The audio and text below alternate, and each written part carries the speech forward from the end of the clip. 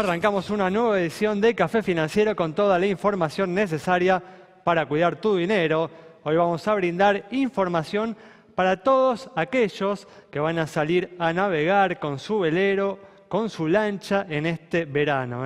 Cuáles son las compañías más convenientes para asegurar este tipo de vehículos. Vamos también a repasar lo sucedido en los mercados de capitales y en el último bloque vamos a analizar los hechos más destacados en materia económica de estos últimos días con la presencia del economista Juan Luis Burr.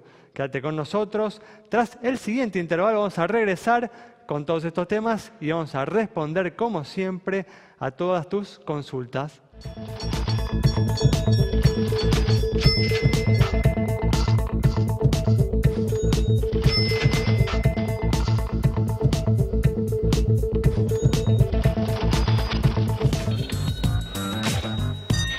Pues estamos aquí con la presencia, como siempre, de Santiago Chelala. También está con nosotros Yamila Escala y nos está acompañando también Miguel Cielonca para hacer un repaso de lo sucedido en estos días, los últimos del año en los mercados de capitales. ¿Qué tal? ¿Cómo andan? Muy bien, ¿cómo le va? Gracias por estar aquí.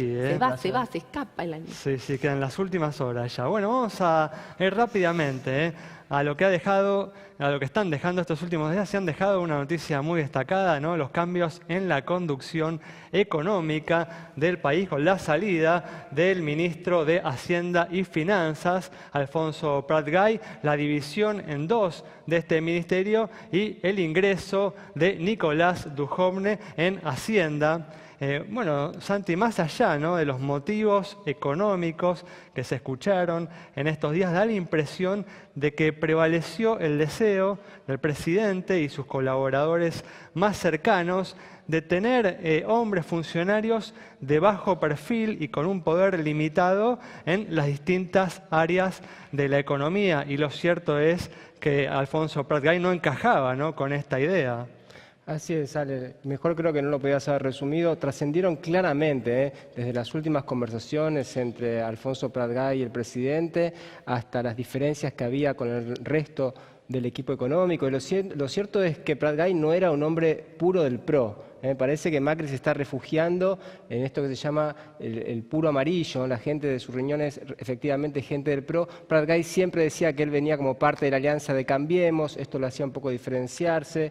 Evidentemente no reconocía por ahí el papel que tienen los dos coordinadores económicos, que son Quintana y Lopetegui. Tampoco Prat-Gay es un hombre de un perfil tan alto, ¿no? No es un hombre realmente que uno diría, bueno, está en los medios todo el tiempo, tiene una personalidad. Sí, obviamente tiene su trayectoria. Era muy respetado por su reputación propia y por su propia historia. Realmente cuando Macri trajo al gabinete a Lopetegui y a Quintana, pocos lo conocían, no eran hombres tan conocidos.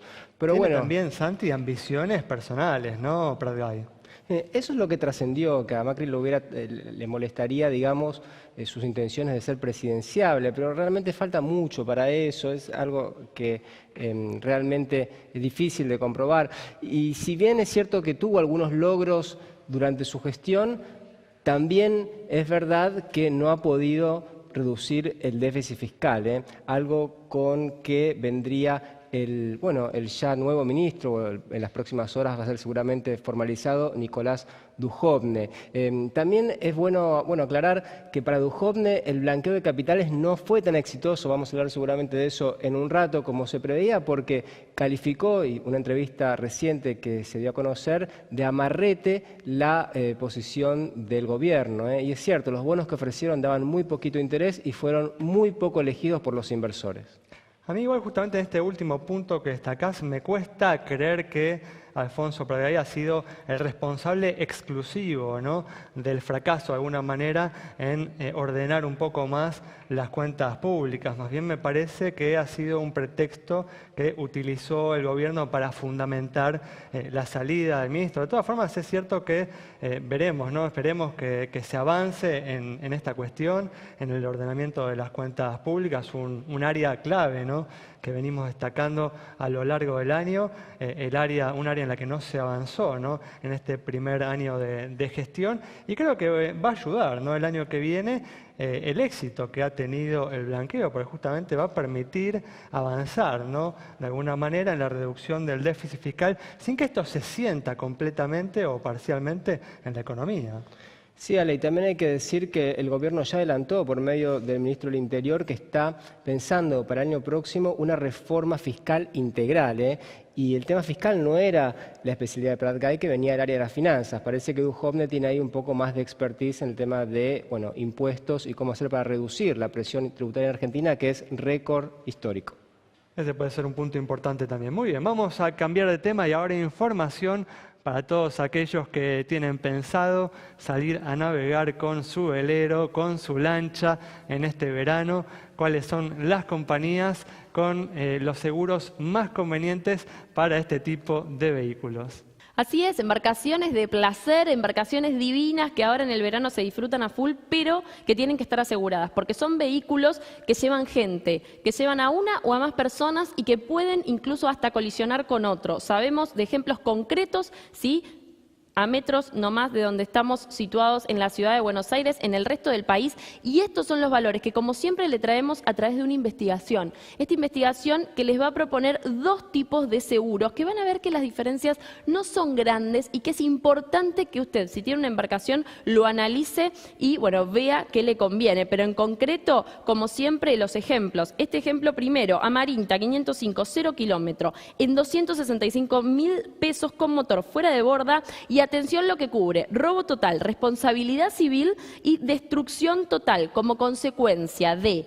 temporal, varamiento o naufragio. Arranca por mes en este valor 265 pesos provincia. Allianz 270, 278 Sanco, Rivadavia 284, 286 San Cristóbal. Un poco más arriba, 287 La Caja, Mapfre 289 Río Uruguay, 290, 295 Meridional y Federación Patronal, sin llegar a los 300, 298 pesos. Si le sumamos a este tipo de cobertura la posibilidad de robo total o parcial o de destrucción total o parcial, desde ya la responsabilidad civil, manejando una franquicia de unos 10.000 pesos, algunas de estas compañías nos presentan estos valores: 330 pesos, provincia, Mapfre 348, 368, Sancor, Meridional 372, 385, La Caja, Río Uruguay 387 pesos. Para los costos que implican este tipo de embarcaciones, esto es ínfimo y usted lo sabe. Atención, la importancia de estar asegurado en su embarcación. Definitivamente, es muy importante esto que destaca Yami al final, un costo mínimo para una persona que es propietaria de este tipo de embarcaciones. Vamos a abrir ahora el repaso de lo sucedido en los mercados de capitales. Y Miguel, ¿cómo cayó, ¿no?, este cambio en la conducción económica en los mercados locales? Mirá, Ale, la verdad es que si bien fue una sorpresa la oportunidad del anuncio, como lo contaron ustedes, de algún modo ya había una señal de algún cortocircuito interno, con lo cual se atribuye el cambio más que nada a un tema de personalidad y no se espera un cambio material en lo que es la gestión o la estrategia. En ese sentido, el mercado recibió con beneplácito el cambio, los bonos vienen muy firmes. Es cierto que el impulso al precio de los bonos coincide también con el anuncio de un blanqueo muy exitoso. Pero bueno, ¿por qué, además del blanqueo, por qué los bonos suben? El mercado lo que está leyendo es un poco más de orden en las cuentas fiscales con el cambio anunciado por el presidente. Ojalá así sea. Le deseamos la mejor de las suertes a la nueva gestión, porque eso nos va a hacer muy bien a todos. Personalmente creo que el mercado quizás está generando expectativas un poco altas en cuanto a el grado de eficiencia en la situación fiscal que puede generar una sola persona. Pero bueno, la verdad, como les dije antes, le deseamos muchos éxitos a la nueva gestión. Bueno, seguiremos hablando de esto en el último bloque con Juan Luis Bura. Ahora vamos a un corte. Quédate con nosotros. En instantes estamos de regreso.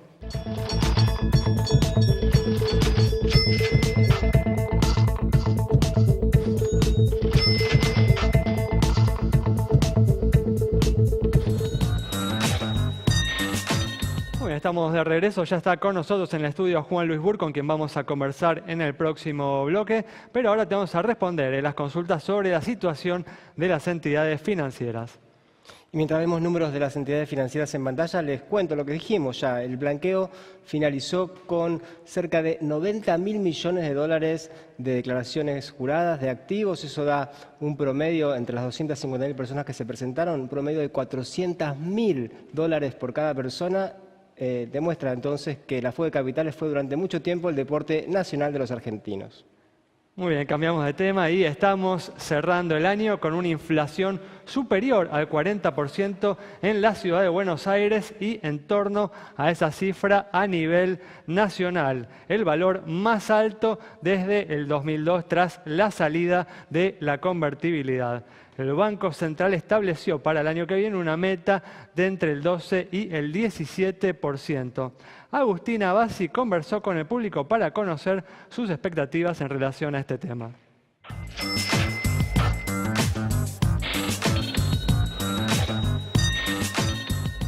Café Financiero dialogó con los consumidores para saber si esperaban una inflación tan alta para este año y si creen que el Banco Central podrá reducirla de forma significativa para el año 2017. ¿Esperaba una inflación tan alta para este año?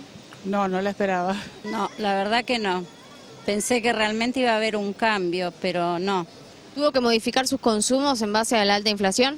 Sí, en parte sí. En parte se modifican los consumos o en parte yo soy independiente. Por ahí se reajusta el precio de las cosas, entonces va a generar más inflación y bueno, es un círculo. Y achicando gastos, eliminando cosas que antes uno se podía dar algún gusto, salir afuera. Un montón de gastos que tenías que ya los tenés que ir bajando, o sea, o tenés que ir nivelando tu forma de vida. ¿Cree que el Banco Central va a poder cumplir con la promesa de bajar la inflación el año que viene? Yo espero que sí también, tengo la esperanza de que sí sea, pero si no dejan el mercado libre...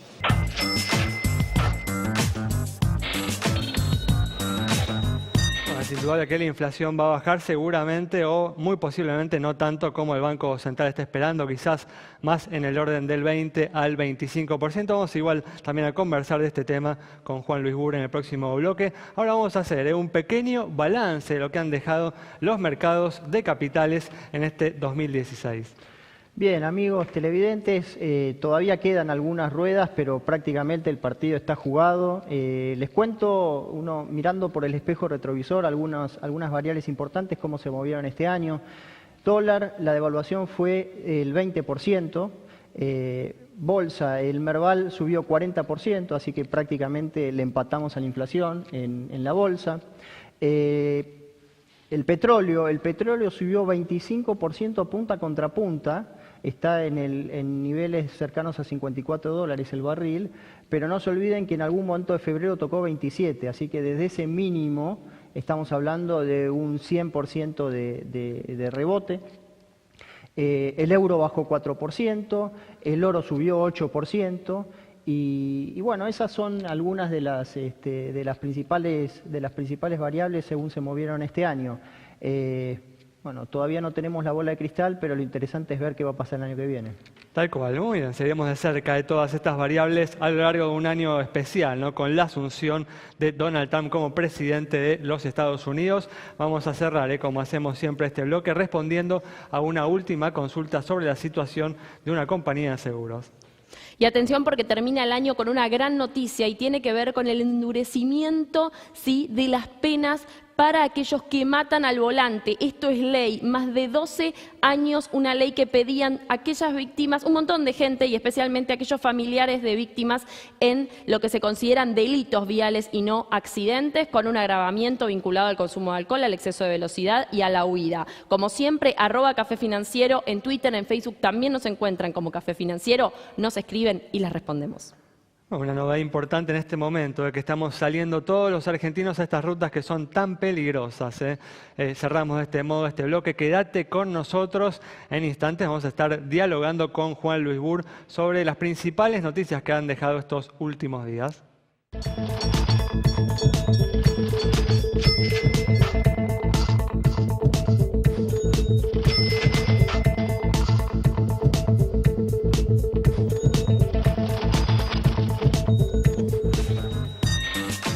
Bueno, ya estamos aquí con la presencia del economista Juan Luis Burr para analizar las principales noticias económicas de estos últimos días. ¿Qué tal? ¿Cómo andás, Juan? Bien, muy bien. Gracias por la invitación. Gracias por estar a vos aquí. Bueno, indudablemente el tema de la semana ha sido la salida del ministro de Hacienda y Finanzas, Alfonso Pratgay, la división del ministerio que conducía y el ingreso de Nicolás Dujovne en el Ministerio de Hacienda. ¿Cuál es tu opinión sobre estos cambios en la conducción de la economía, Juan? Mira, entiendo que se trata de tener mayor capacidad de coordinar entre jefatura de gabinete y el ministerio. Probablemente no había esa facilidad para hacerlo con la figura de Alfonso. De hecho, en realidad el tema central que queda por saber es si uno tiene una jefatura de gabinete que es la que en el fondo dicta las medidas, ya sea políticas o económicas, y finalmente tiene un grupo de ministros que actúan, no se sabe si coordinadamente o subordinadamente, y ese es el punto central que queda por saber para saber de dónde viene la política económica. Pareciera igual que esa es la intención, ¿no? Porque de alguna manera tal vez Alfonso Pratgay era el ministro con más peso propio, ¿no? De todo el gabinete, y quizás su desplazamiento tiene que ver con justamente lograr esa subordinación. Habrá que verlo, habrá que ver la posibilidad que tiene Nicolás Dujovne de, digamos, definir un cambio de políticas, porque en última instancia lo que hemos visto durante el año 2016 no es solamente lo que hizo Hacienda en las distintas áreas, sino lo que hizo Hacienda de alguna forma también con la anuencia o inclusive con las directrices, llamémosle, de la jefatura de gabinete. Así que para que haya cambios tiene que haber cambios desde el punto de vista que sean tomados o impulsados también por jefatura de gabinete, ¿no? Claro, es claro, ¿no?, que la responsabilidad exclusiva de los problemas que persisten en la economía no ha sido del Ministerio de Hacienda y Finanzas. No, digamos, uno tiene una forma de conducción, está bastante conocida, que tiene el presidente, que es tener una jefatura que se encarga de las cosas, incluyendo la economía, partiendo el ministerio en varias áreas. Eso tiene puede tener ventajas desde el punto de vista político para el presidente, tiene claras desventajas desde el punto de vista de que quienes manejan las cosas, tienen que suplir al ministro de Economía haciendo el equilibrio general. Bueno, me pregunto si esto va a cambiar respecto de lo que ocurrió en el 2016. Uno espera con muy buena expectativa de que esto empiece a cambiar en el 2016, ¿no? En 2017. Bueno, ya se empezó a hablar de una reforma tributaria integral, hubo algunos rumores, declaraciones de funcionarios. ¿Por dónde tendría que pasar, según tu entender, esta reforma tributaria? ¿Cuáles deberían ser al menos los lineamientos generales? Bueno, sería bueno saber un poco cuáles son los lineamientos generales de la política económica de aquí en más, porque hasta aquí los lineamientos no pueden ser definidos por, bueno, tuvimos un blanqueo exitoso, bueno, tuvimos un cambio de la ley de impuesto a las ganancias, bueno, tuvimos una ley desde el punto de vista del gasto social o aumento de pensión. Eso no es política económica, no es un programa de política económica, son más bien reacciones a cuestiones puntuales. El problema central de la Argentina va por un exceso de gasto público, el problema central de la Argentina va por un problema muy serio de precios relativos. El problema es macro y micro, y entonces la pregunta es ¿cómo encaramos eso? La reforma tributaria debería tener en cuenta todas estas cosas, no solamente una cuestión macro, sino no alterar, digamos, el funcionamiento de los mercados. ¿Por dónde empezar? Y seguramente hay muchos lugares por donde empezar. Me gustaría escuchar al Ministerio qué es lo que tiene esperado. Debería bajar sin duda la carga sobre el factor trabajo, que en Argentina es muy alto porque eso hace precios relativos muy malos para producir. La cosa es que con esto que acabas de decir volvemos a caer un poco en lo que decías antes, ¿no? ¿Se puede armar un plan económico integral, coherente, con un ministerio de economía, digamos, tan atomizado, ¿no?, con una decisión económica tan dividida entre tantos funcionarios? Esa es la apuesta del gobierno es esa, a que cada uno agregue su puntito y se coordina en la jefatura de gabinete. Yo no digo que eso no pueda hacer, eso es factible, pero vos necesitas en jefatura de gabinete... Alguien con una visión estratégica suficiente. Y en última instancia vos no te escapás del ministro. Vos no te escapás del ministro. Vos podés decir que esto, bueno, ok, no hay ministro. En el fondo sí hay ministro. Claro. El ministro es el que en jefatura de gabinete coordina todo eso y toma las decisiones. Entonces, no tendrá un nombre y apellido en particular, serán 2 o 3. Pero tiene que tener la suficiente visión, pero ¿no? esa es la figura que finalmente va a tener. O sea, es factible, es posible, podemos confiar en que ahora hay un poquito más de coordinación que antes, eso es lo que podemos confiar, y que hay además alguna autocrítica de lo que pasó durante este año, eso también es bueno. Y una cabeza con la capacidad suficiente arriba de todo eso, ¿no? Bueno, sí, pero siempre existe, y la voluntad que existe del presidente. El presidente ha marcado mejor los problemas que muchos de sus secretarios de Estado. O sea, el presidente ha marcado que hay un problema serio de productividad en la Argentina, ha marcado que hay un problema serio de competitividad. Bueno, sería bueno que los secretarios de Estado, que así se definen los ministros en la Constitución, tomen nota de eso y empiecen a trabajar no en temitas menores, sino en los temas profundos que hay que trabajar, ¿no? El nuevo ministro dijo que el blanqueo fue amarrete en el sentido de que el gobierno ofreció bonos entre 0 y 1% de tasa de interés y ahora va a tener que salir a financiarse, a buscar 30.000 millones al 5 o 7% o la tasa que encuentre en el mercado. ¿Coincidís con esa visión? Digamos, creo que el punto de Duhovne es razonable. De todos modos, digamos, el blanqueo, hay una etapa del blanqueo que ya fue. Eventualmente habrá tiempo de definir alguna medida adicional. El blanqueo es exitoso, eso no hay duda. Un blanqueo de 100.000 millones, porque son 90.000 millones hasta ahora, pero bueno, un blanqueo del orden de 100.000 millones de dólares está en relación con lo que los argentinos tienen afuera, básicamente.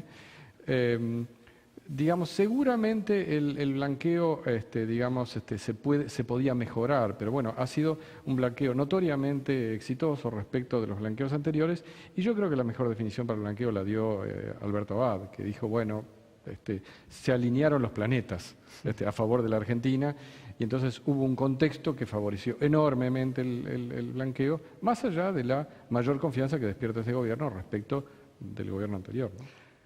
Juan, los últimos datos de la economía fueron bastante negativos, ¿no? Con una caída interanual en octubre del 4,7%. ¿Queda cada vez más lejos la recuperación? Mira, los números de la foto, lo dijimos varias veces aquí, son muy malos.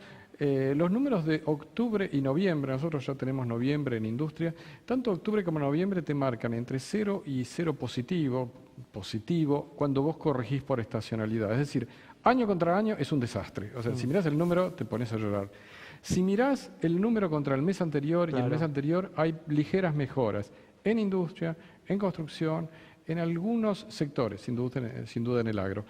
Yo te diría, yo no tengo mayores dudas del rebote. Por supuesto nos equivocamos, bueno, yo en particular, voy a decirlo acá, en pensar que a lo mejor en el cuarto trimestre el número era un 0 respecto del año pasado y resulta que el cuarto trimestre va a ser todavía negativo. Ahora, el rebote del año próximo, si no lo tenés, sos muy malo. O sea, sos muy malo para no tener un rebote. El rebote va a estar.